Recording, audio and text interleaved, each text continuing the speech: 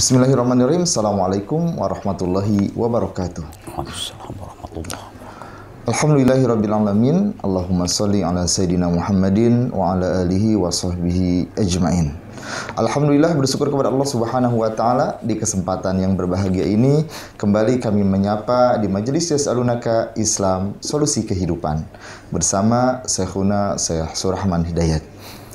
Baiklah pemirsa yang berbahagia, kami mengucapkan jazakumullahu khairan katsir kepada para pemirsa yang telah menyampaikan pertanyaannya kepada kami. Mudah-mudahan menjadi asbab ilmu kita bersama.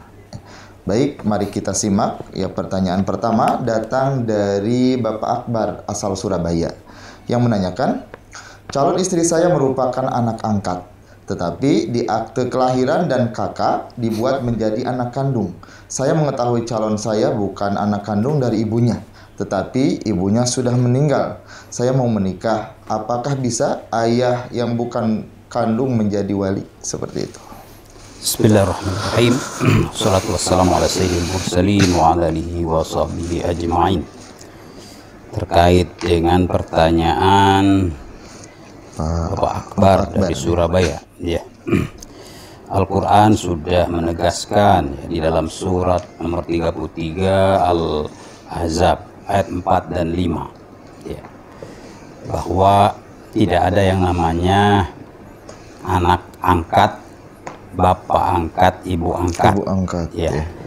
Dahulu Rasul SAW pernah, ya, karena begitu dekat dan cintanya kepada Zaid bin Harithah, ya, sampai ya, disebut Zaid bin Muhammad. Zaid bin Muhammad. Nah, maka turunlah ayat 4 dan 5 dari surat Al-Ahzab itu.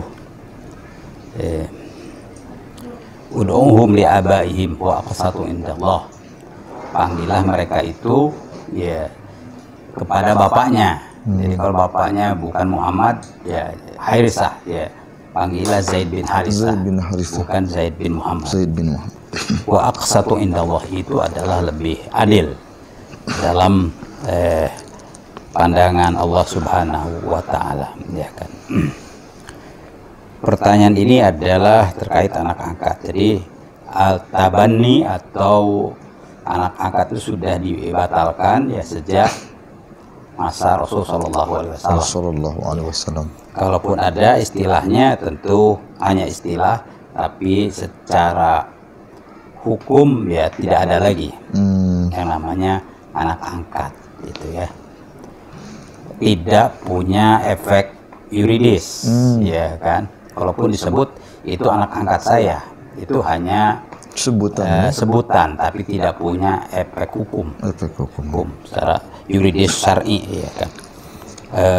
Tetap saja, ya, anaknya itu anak bapaknya, kan. Itu sebagaimana di Al-Ahzab ayat 4 dan 5 itu. Maka gadis yang disebutkan di pertanyaan ini hubungannya dengan bapaknya, bapak angkat, yaitu kan bukan bapak nasab. Ya. Bolehkah bapak angkat itu menjadi wali? Nah, tentu ini persoalan kedua. Wali itu adalah wali nasab, ya, sudah ada ketentuannya, yaitu bapak, ya, kan. Kalau tidak ada bapak, tetap dari nasab, ya, ke atas, yaitu kakek, ya kan. Kalau tidak ada kakek, ke samping, yaitu paman dari bapak, itu bisa, atau ke bawah, yaitu anak laki-laki, ya, kandung seibu sebapak, begitu. Nggak bisa langsung ke bapak angkat. Ya tidak ada haknya, ya kan. Walaupun ngangkat berapa kali, ya, ya dia tetap ajnabi, orang lain, ya kan. Tidak ada hubungan waris, tidak ada hubungan wali, tidak ada juga hubungan waris nantinya itu, kan. Karena itu adalah garis syar'i, ya, soal menikahkan, menjadi wali dan mewariskan itu, ya. Terus bagaimana ini kalau tidak bisa solusinya? Ya, karena bapak angkatnya kan tidak ada.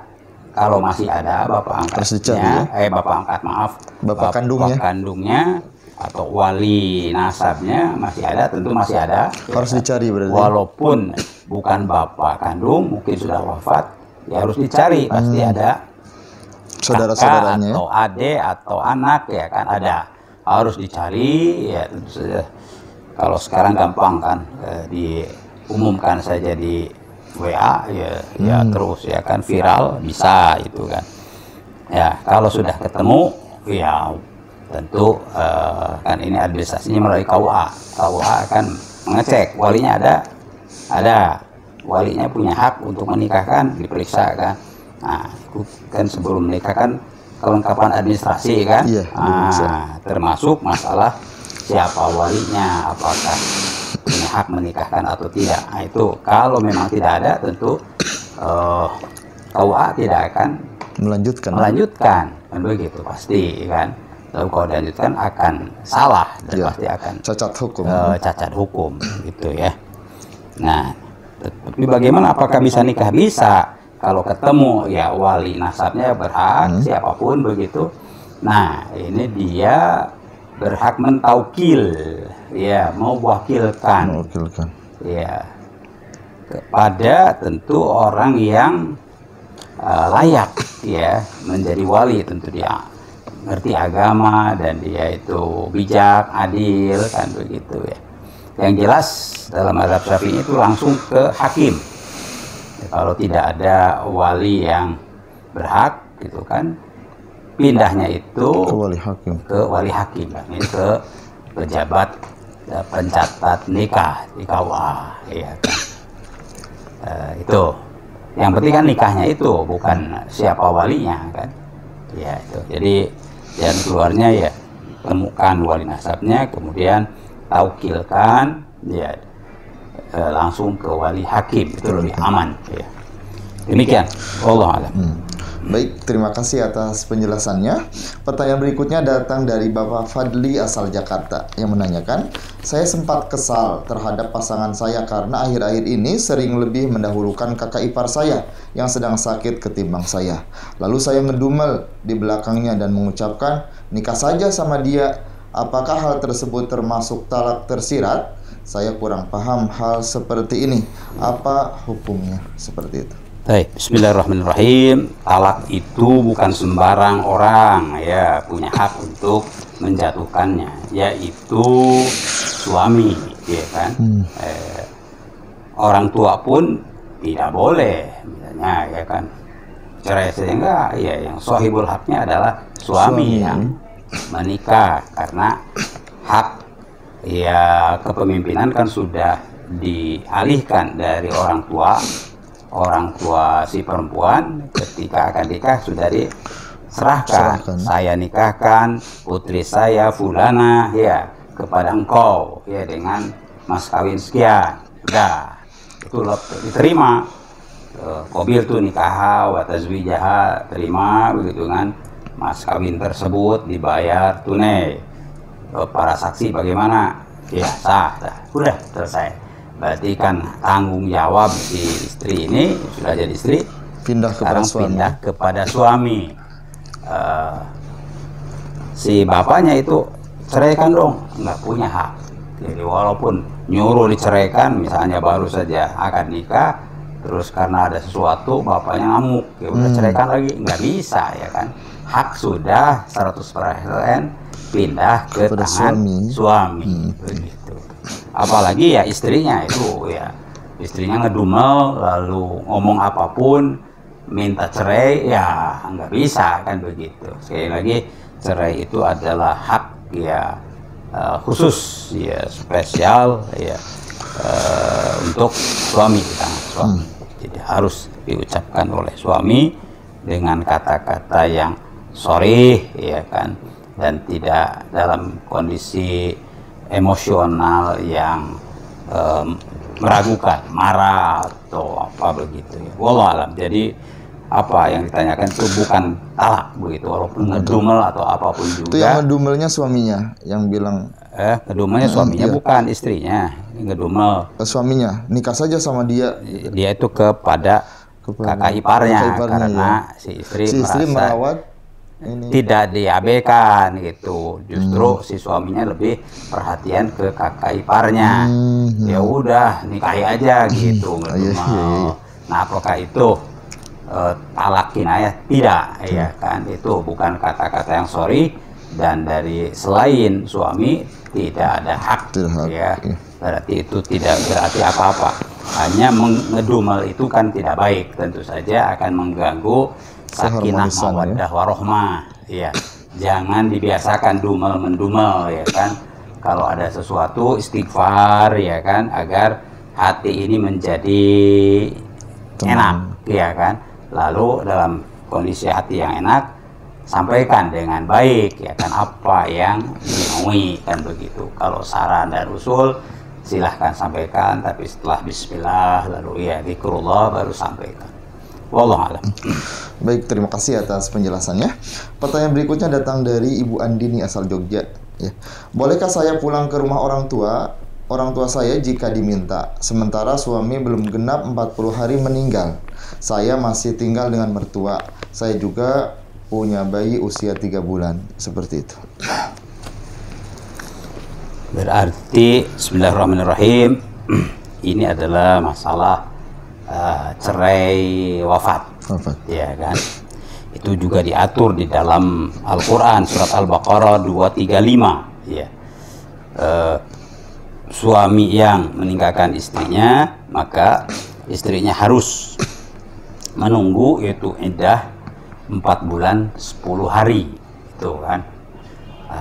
Di mana itu afdolnya ya di rumah suami, begitu kan, afdolnya 4 bulan 10 hari. Jadi di sini ada 40 hari, itu mungkin ya bukan masalah ini, tapi soal apa, al-ihdad atau apa, perasaan apa, orang ditinggal mati suami itu berkabung, ya.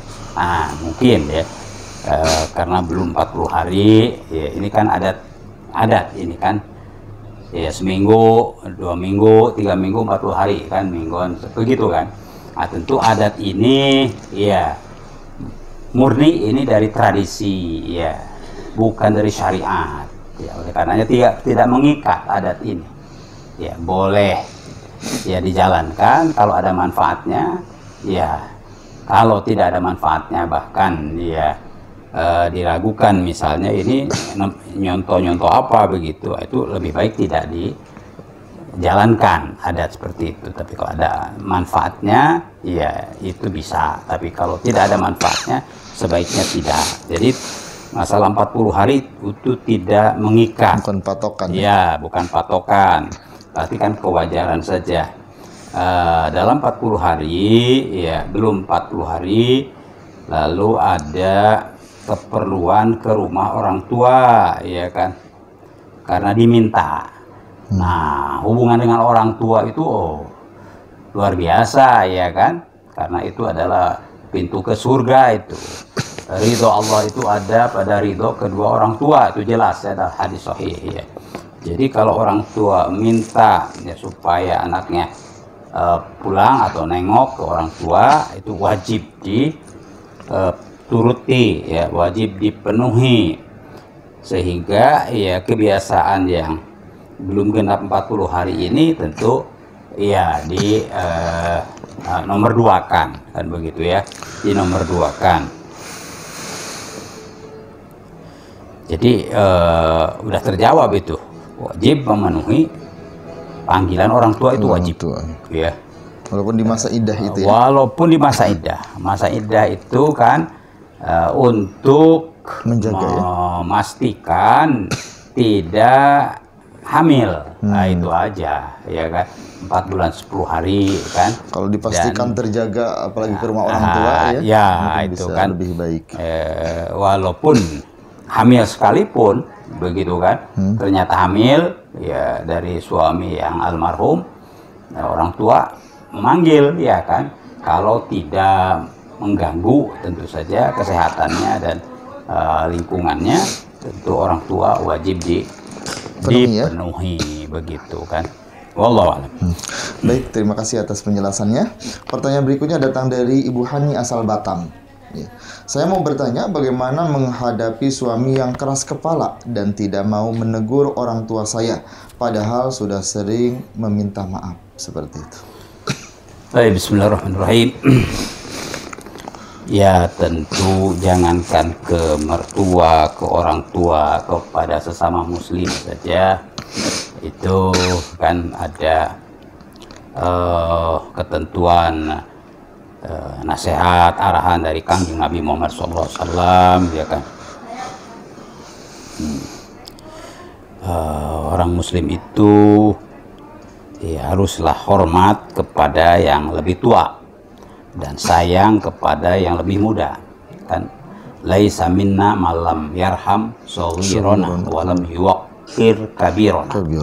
Tidak termasuk umat kami tuh, ya kan. Jadi ya seolah-olah diusir oleh Rasulullah SAW. Itu kan sesuatu yang keras itu. Laisa minna malam yarham shaghirana walam yuwaqqir kabirana. Dalam ayat lain ya malam yuwaqqir kabirana wal yarham shaghirana, yang tidak menghormati, memuliakan orang yang lebih tua, ya apalagi orang tua.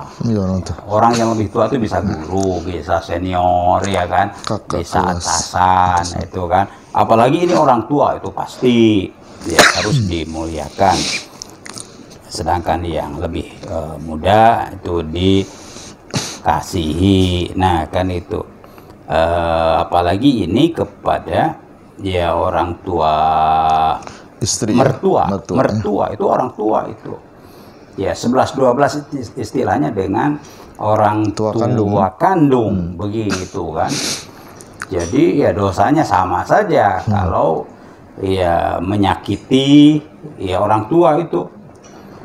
Berarti kan merusak pintu ke surga. Ya, bagaimana orang itu kok sampai hati gitu, jalan ke surga dirusak sendiri.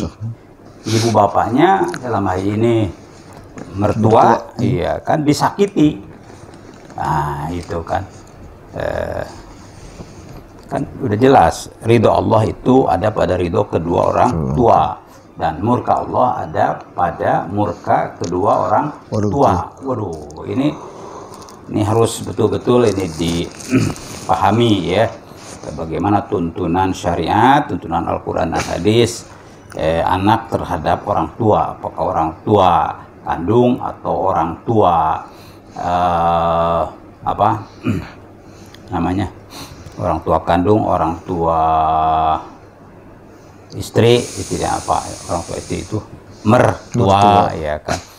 Bahkan orang tua secara umum, guru, ya kan, sesepuh kan, senior, atasan, tuh begitu ya. Nah, tentu perlu ditegur ini orang yang seperti itu, harus ditegur, diingatkan, ya kan, agar tidak terus menerus di dalam durhaka, kemaksiatan. Tentu yang rugi adalah dirinya. Wallahu a'lam. Baik, terima kasih atas penjelasannya. Pertanyaan berikutnya datang dari Bapak Ardan asal Jambi. Bagaimana hukumnya saya mendaftar kartu prakerja tetapi memakai KTP orang tua saya, karena syarat untuk ikut prakerja tidak boleh mahasiswa ataupun masih mengikuti pendidikan formal. Apakah termasuk curang? Baik, bismillahirrahmanirrahim. Nah, itu sudah terjawab sendiri. Apakah termasuk curang? Betul, termasuk curang. Iya, bahasa lainnya itu kan ini apa? Pemalsuan. Pemalsuan, iya kan. Atas nama dia, tetapi ya KTP-nya KTP orang lain.